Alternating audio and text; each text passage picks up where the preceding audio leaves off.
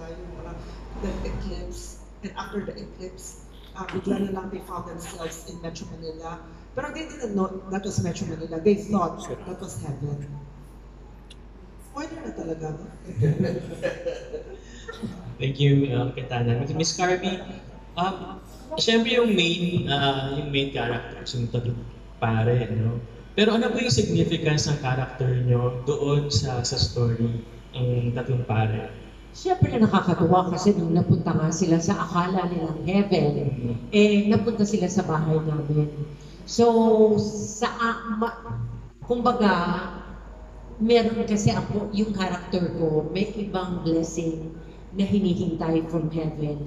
But ang lumabas ay more than what I was praying for, ang binigay sa akin ng Diyos, yung tatlong pare niya, na maraming values na itinuro, binigyan ako ng hope, ayoko na maging spoiler, mas enjoy ako. Kasi pag sinabi ko, spoiler na. Kaya ganito na lang kasi sabi nga ni Kapitana, small production lang sila and she's very happy na naging part ka ng project despite you being part of numerous big projects na. Was it an easy yes for you to accept this project? Well, mahirap din kasi nga yung time limit nung shooting days. Pero hindi siya naging mahirap because of my mindset, yung attitude na nilagay ko for the movie, yung preparation na pinaghandaan ko para to make it natural at hindi yung mamalita ka doon na natataranta ka, ganito ganyan, you're expecting a lot of things. Parang in short, dinanggap ko ito and sinabi naman sa akin ng Kapitana kung ilang shooting days. So, talaga kami, nag-collaboration kami. And we made it, talaga, na maganda pa rin ang pelikula. So, yung expectations niyo po ay sila even more. Alright, sige, salamat. Okay.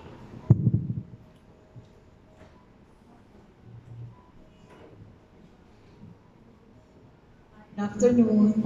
I keep Carmi muna. Miss Carmi, follow up the question ni Nikki. This is your first time to portray a Lola on the big screen.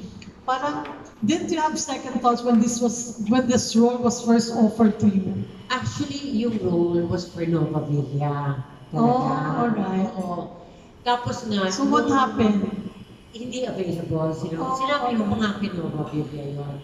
And then, ang ginawa nga sa akin, nung binigay sa akin yung script, tuwan-tuwa ako. Kasi maganda yung script, sabi niya nga, don't tell anyone about the script, ganyan-ganyan. Tapos, nirevise niya nga na naging funky Lola ang ginawa sa akin.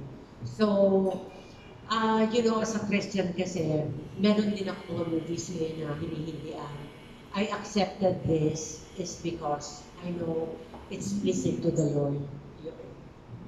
But this was shot, sabi mo direct July last year, August? Yeah, so, meron ka pang TV5 na sitcom. TV5.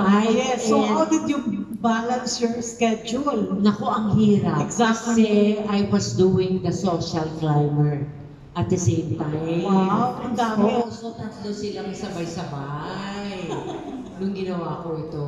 Yes. Kaya ang ginawa ko talaga sa lahat nung mga roles na ginampanan ko, because a lot of you knows na I'm taking up acting workshop continuously. So I'm very passionate in every role na ipoportray sa akin.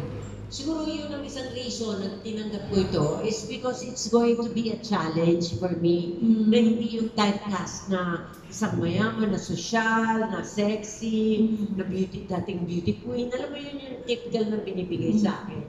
So I made it a point na yung lahat ng mga projects ko at that time, talagang hindi na ako nakikipag-usap even to my dogs. Talagang inaral kong maigi and I have 3 separate bags or 3 separate of wardrobe na may kanya-kanyang pangalan yung bags and the cloth bags. Kasi nga, di ba yung helper, baka magkamali ng hatak sa bag. And hindi madala, baka magkamali-mali. So talagang naka-name siya, nakatag kung anong project yon. And kasi even na senior na ako ngayon, wala akong plus one. And I find it very, mas maganda for me. Mas nagiging focus ako. Yun. Thank you. Kapitana,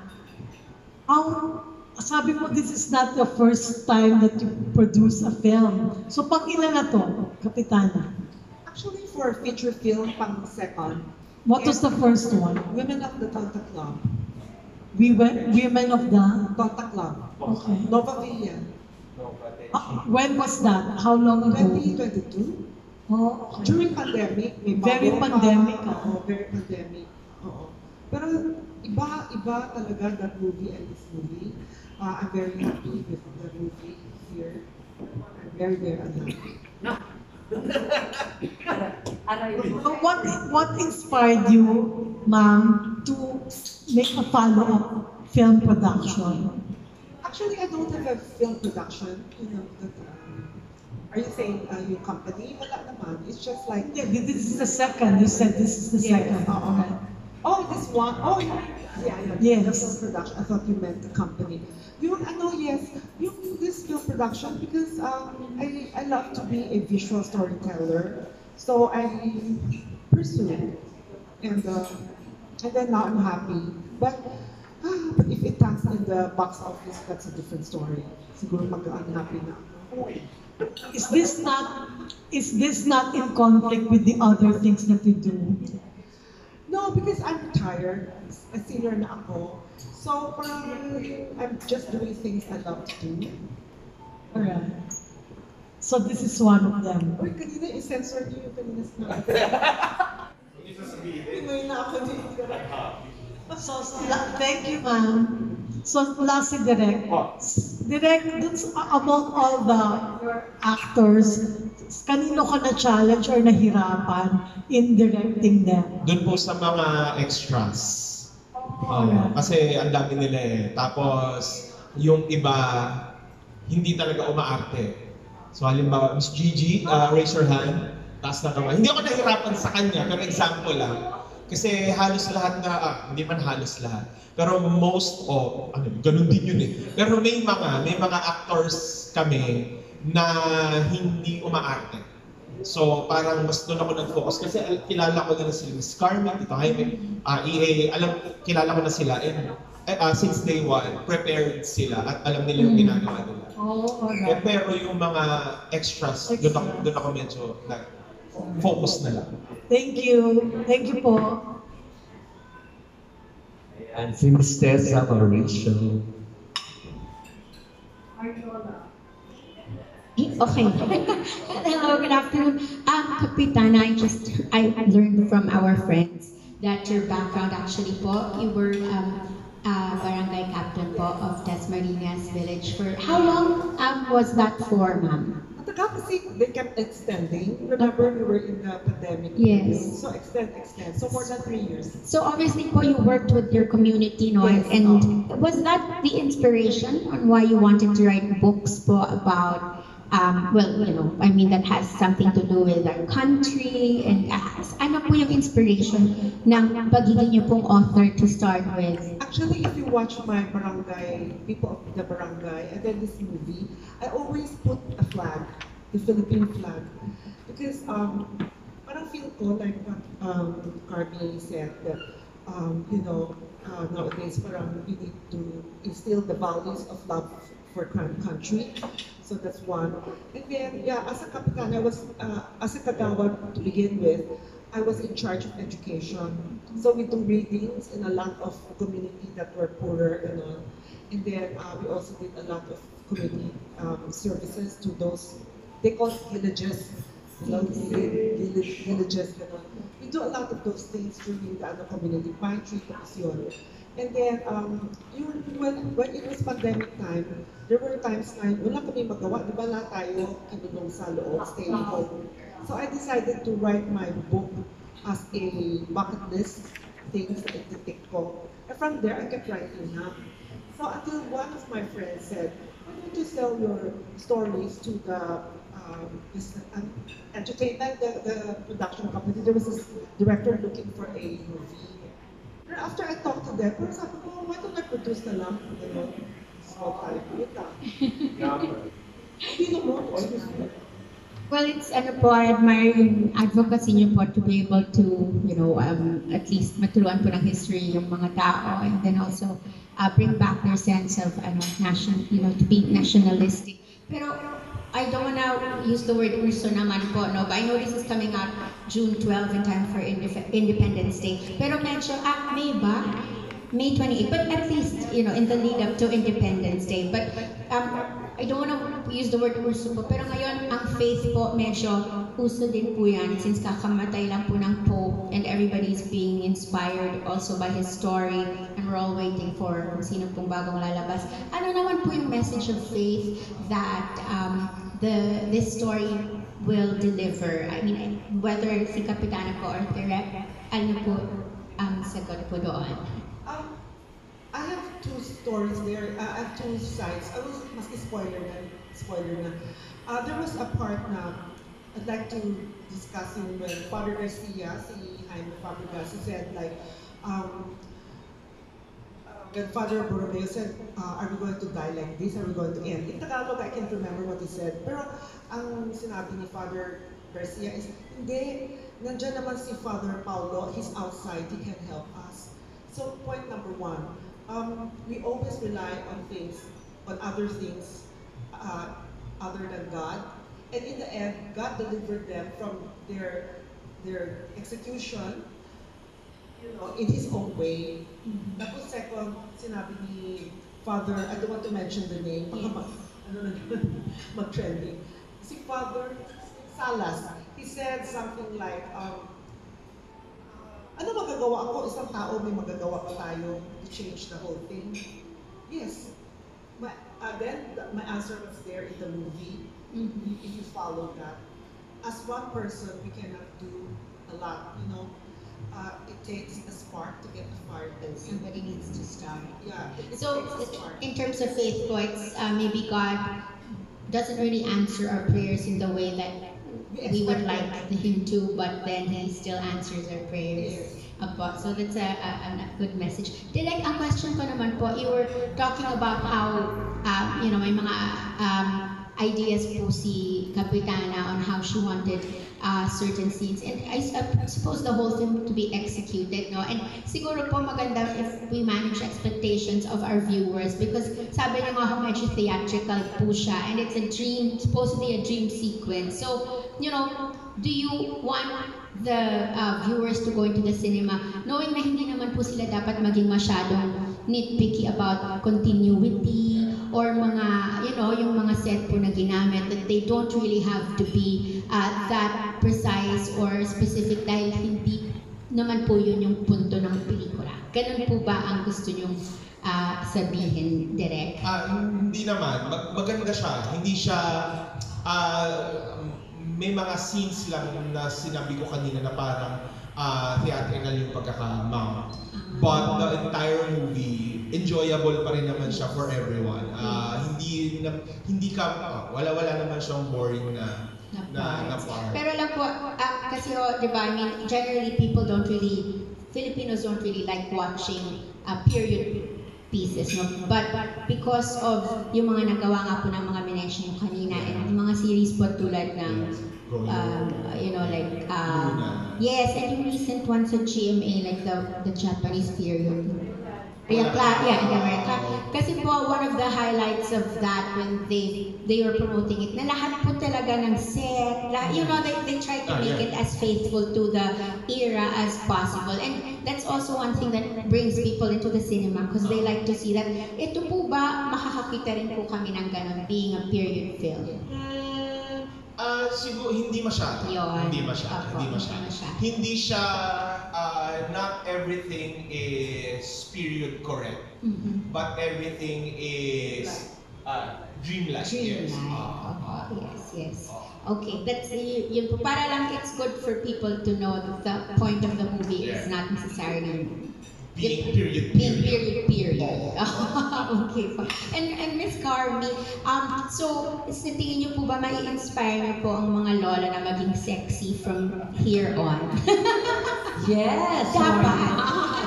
Maging punky at saka... Yes. Yun, nakakatawa naman yung role na nagampanan ko doon. Yes. Nakaka-enjoy at saka para nga yung sa mga lola na meron pa rin silang pag-asa to be, na magkaroon sila na in short, may significance pa rin sila sa community, sa lipunan, kahit na sa over 60.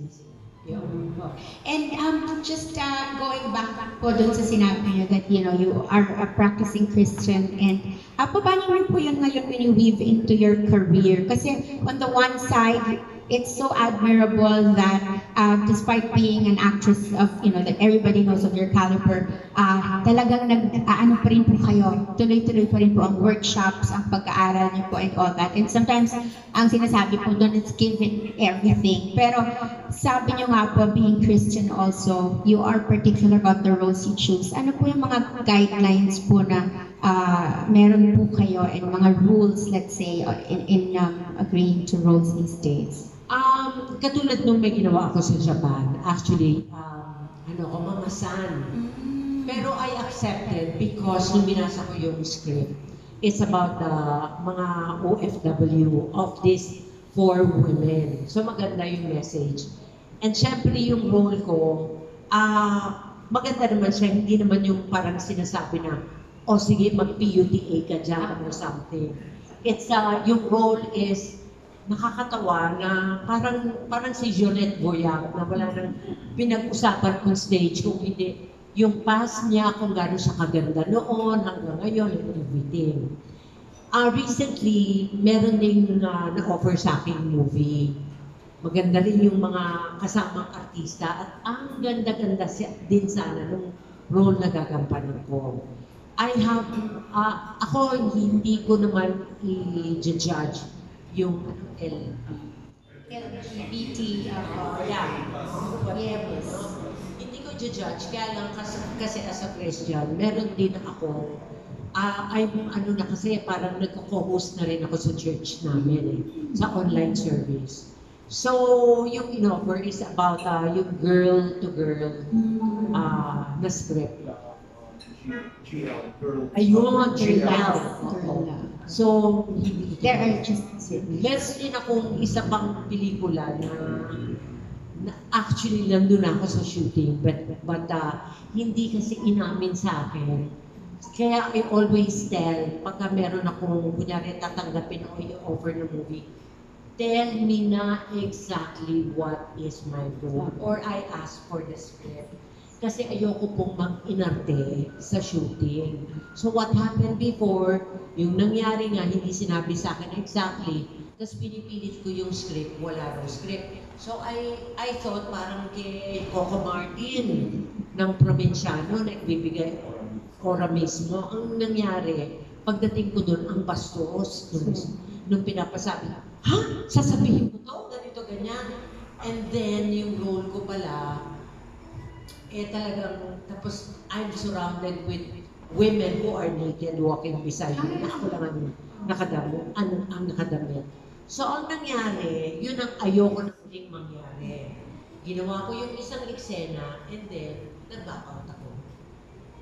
I said, it's against my Christian faith. So yun ang ayokong gawin. Yung parang syempre sa point of view nila, nag-inartipan to, sayang yung ginastos and everything. Ayoko nung ganun kasi naiintindihan nila na may budget ang bawat pelikula. Kaya sinasabi ko, from the start, be honest kung ano yung role na ibibigay mo sa akin. Yeah. Thank you po. Thank you.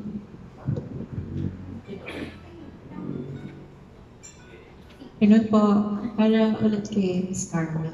Ms. Carmi na-mention naman po na itong movie ay parang reminder na rin sa mga sa young. Erosion of values ngayon. Kayo po ba meron po sa experience? Sorry, na medyo hindi maganda ang naging experience niyo sa set kasama ng mga mas nakababatang mga artista. Meron na bang ganyan? Hindi, ang nanonotice ko lang, sa set, walang nag-uusap-usap. Pagka, for example, after ng take, kanya-kanya ng cellphone. So ako minsan nang bumabangka, kasi na boboringan na rin ako. So bumabangka ako, pinakausap ko sila, or ano. Kasi wala na, yun ang nawala na parang puro cellphone na lang, or it's either mag-uusap kasi would like to ask to do a TikTok, alam mo yun. Pero sana yung getting to know each other.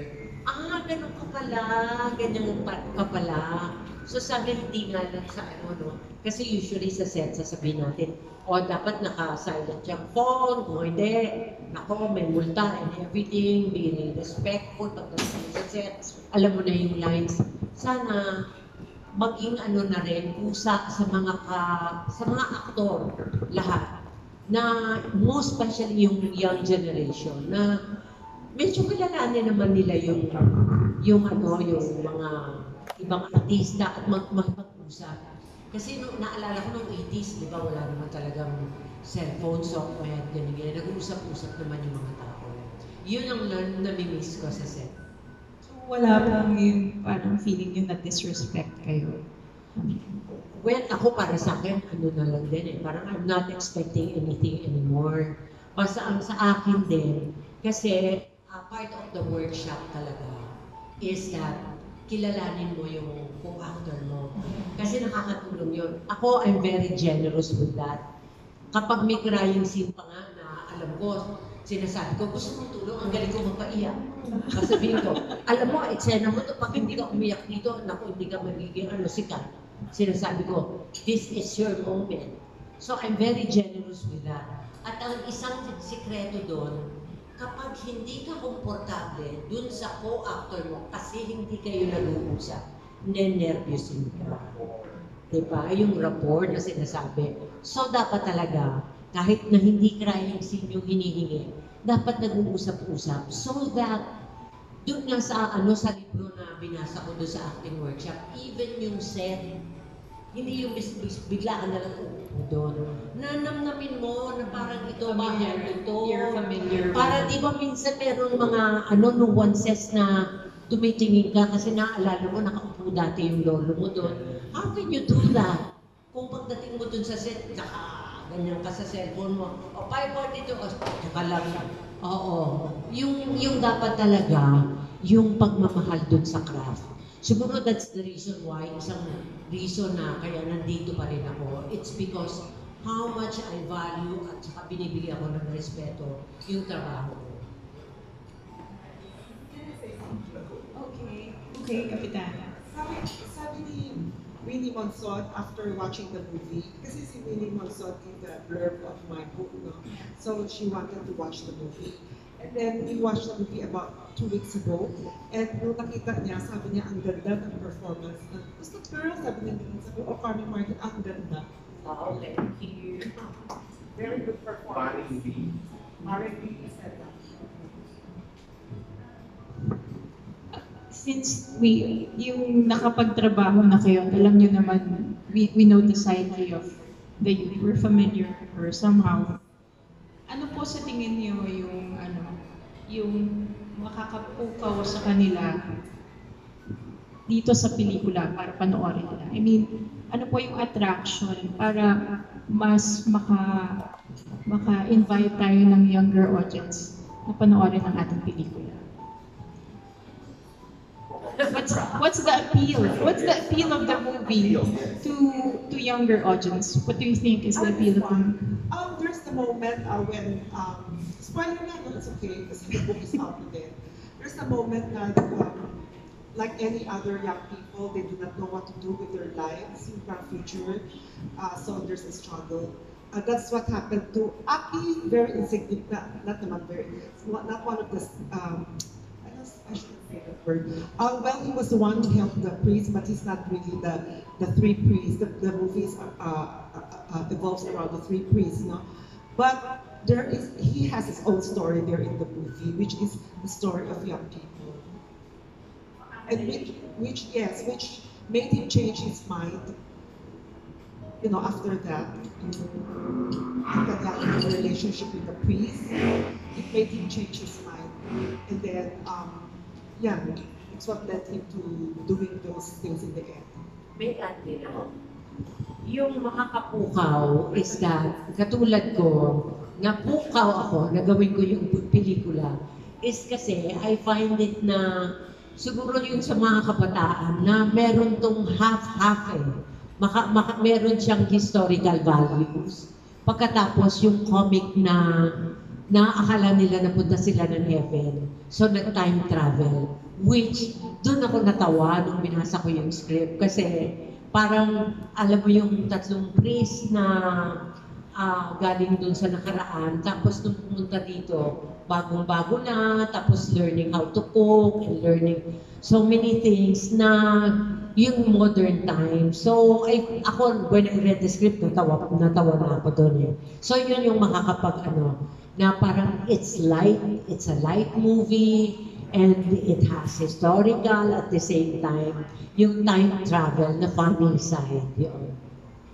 Susugan ko lang yung time travel. So, palalim mula po ako hanggang susok. Susugan ko lang yung time travel. Kasi yun nga yung, kapag period kasi tapos Tito Jaime pa yung, baka hindi kilala na ng mga bata kung hindi sila nanonood ng Batang Quiapo. Yun, Batang Quiapo. Oo. Siguro yun, yung youth ng time travel, tapos yung kalokohan ng mga pare. Kasi meron naman sa trailer ng mga naglolokohan silang part. So yun, baka dahil blasphemous yung ginagawa ng mga pare. I mean, yun ang mga trip ng mga bata ngayon eh, di ba? Hindi na kasi ako bata. Anyway.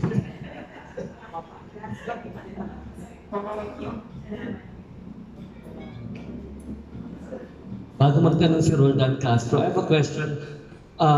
In your own perspective as the producer and the scriptwriter, the director, and Ms. Carmen Martinez-Nati, ano po ang gusto iparating ng isang komedya sa langit tungkol sa konsepto ng langit at yung hustisya sa kabilang buhay? Kasi they thought, di ba, heaven supposed to be straight. Maraming Bible dyan eh. Like for example, the story of, di ba heaven, ang gold? Tapos di ba yung angels may pakpak? And then, di ba,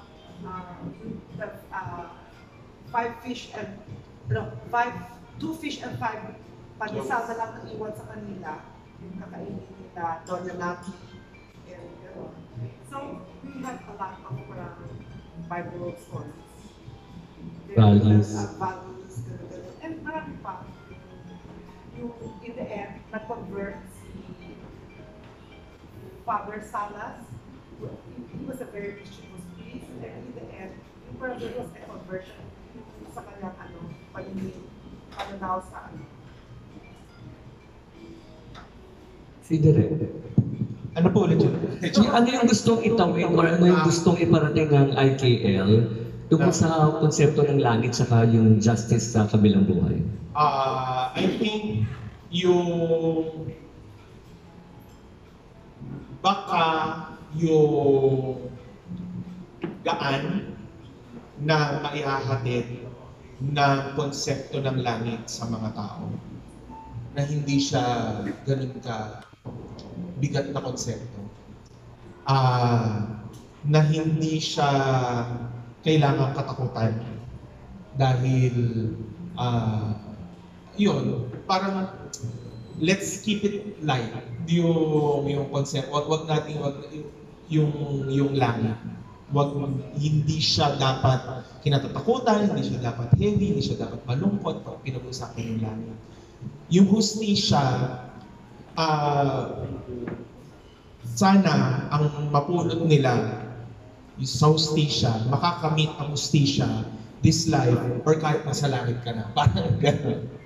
Ako may pang Miss Universe. Yan, kasi ikaw ang Christian eh, di ba? Pasok sa itong question na ito. Hindi, kasi nakapag-isip ako eh. Hindi realize na ang langit ay maari mo makamtan dito sa lupa. Oh. Dito sa pelikula. We have a winner. Mapapakita ng pelikulang ito na maari mo palang makita ang langit dito sa lupa.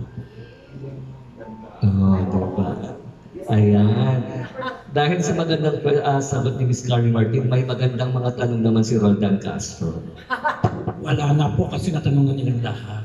Anyway, Direk, sabi mo first movie mo to na full length, di ba? So may kama-factor ka pa ba sa pag-direct sa mga artista natin? Hindi na po. Kaba? Factor sa No, not anymore. Parang na-train naman po ako ng pag-iiling ko sa pakikisalamuha sa mga batikang mga artista. So, parang kung magaling din naman po sila, so they come in prepared. Also, pasok din naman yung mga objectives nila dun sa text. So, hindi naman po masyado. Anong klaseng director ka, matalak ka ba sa set? No, very mabait. Naglolokohan lang po kami sa set. So, mas fun po. Mas importante po sa akin yung nag-enjoy po yung mga tao kaysa natatakot sila dahil terror yung director or nakaka-stress po. So anong opinion mo sa mga terror na director? Sana po... Hindi naman. Pwede naman sila mag-direct sila kung gusto nila mag-direct, pero wag mo silang mananakit ng tao verbally or physically. Yun lang naman. Tapos direct, anong na-discover mo kina Miss Carmi, kina Sir Jaime, kina Akin, kina AA, habang dinidirect mo sila? Sila, Miss Carmi, I have worked with before pa, Everybody Happy sa TV5 pa, pero bata pa ako. Teenager ka pa lang dun sa TV. Very na-inspire po ako sa kanila kasi sila po yung mga masasabi natin na very professional actors. They come in prepared.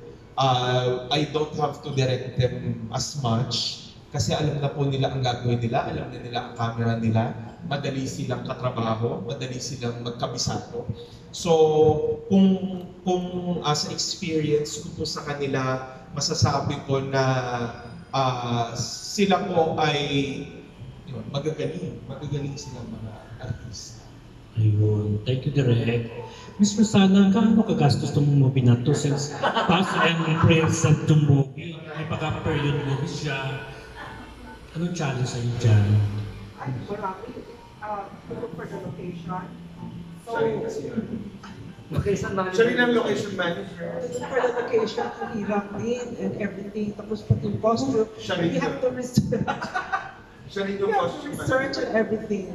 Ang dami-dami. Pati yung, even the story itself, may research din yan na hindi yan basta-basta na I will let Father Sana stand in the corner without yung Father told me that in the matagal na panahon, 19th century, talaga yung mga pare, kunwari they have mistakes, yung fathers, they don't call it fathers spirit in the Philippines, no? Diba? No, there's the father's spirit. Talaga magpapanish lang sila sa isang corner. It is true. Those things that we have to research on, hindi yung basta gawa-gawa.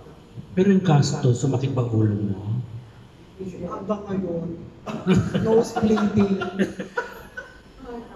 Ayun.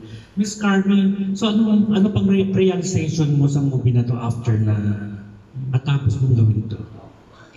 Yun, nakakatuwa kasi nga kahit na comedy siya, maganda yung message ng movie.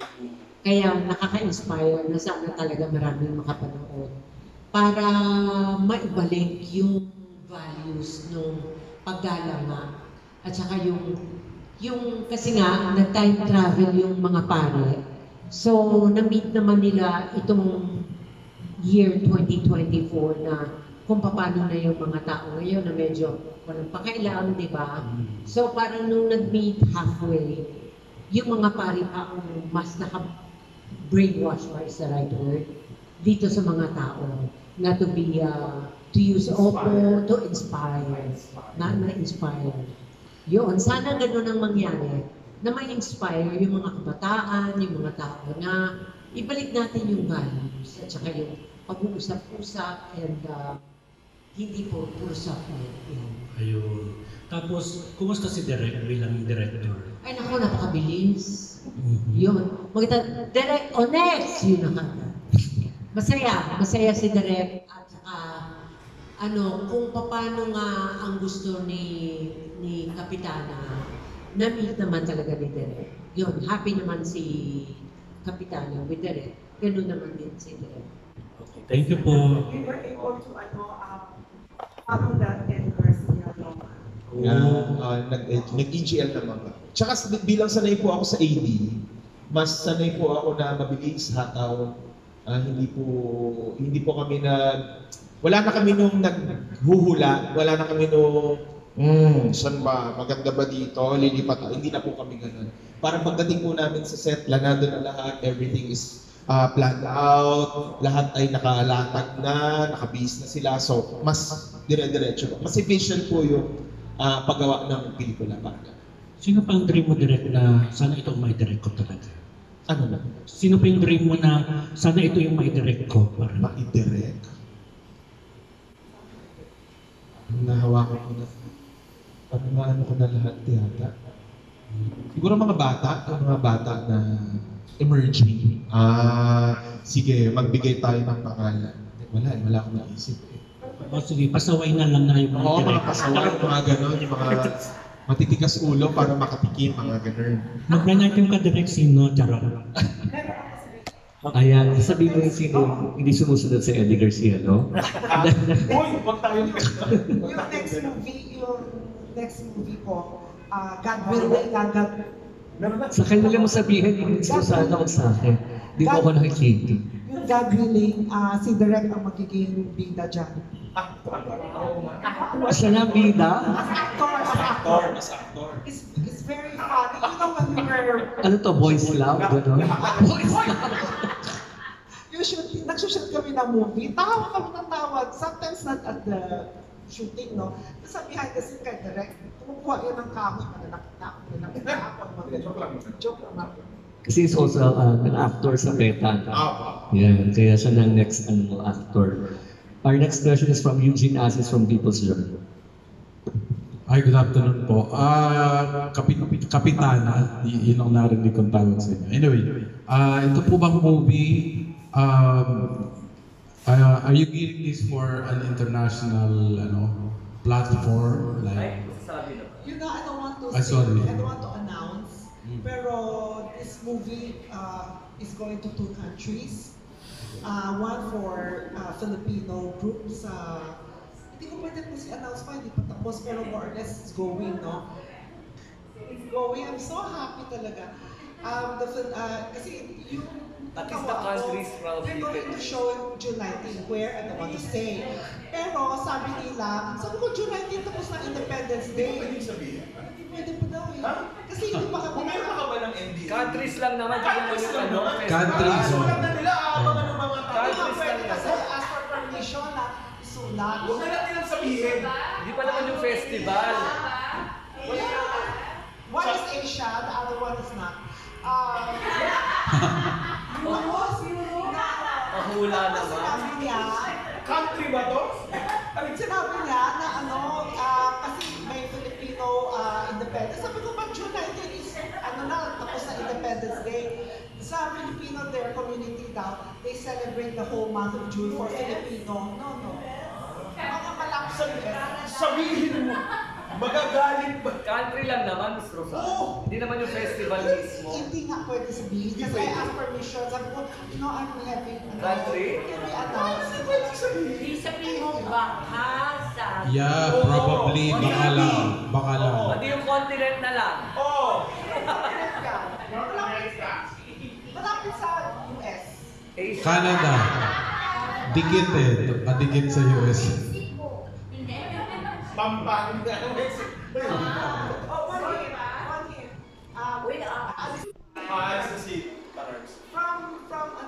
you travel to US, malaki siya yung midway pathway. Dubai. Dubai. Hawaii. Hawaii. Is there a letter A? Kasi mabilis na. Isang guwamedya sa langit. Okay, dahil ayaw ni Kapitana na ibigay. Ano na? Okay. So ano po yung MTRCB rating ng pelikula? PG. Ha? PG. Oh, okay. Tapos, doon sa mga next productions mo, sino yung gusto mo sana maging artista? Mga dream project?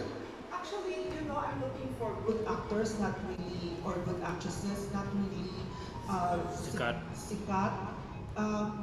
Maybe kung sikat, kung bagay siya sa role, yes. But I'm not really looking for, di ba other people, they kept looking for good yung actress. I look for appropriate actors and actresses who will deliver well. You want the story to stand out. The story, yes. I want the story to stand out, not the actor or actress. Okay, so walang yung mga box office stars in mind. Hindi naman design, mayabang na ako. Kasi Direct hindi ko afford.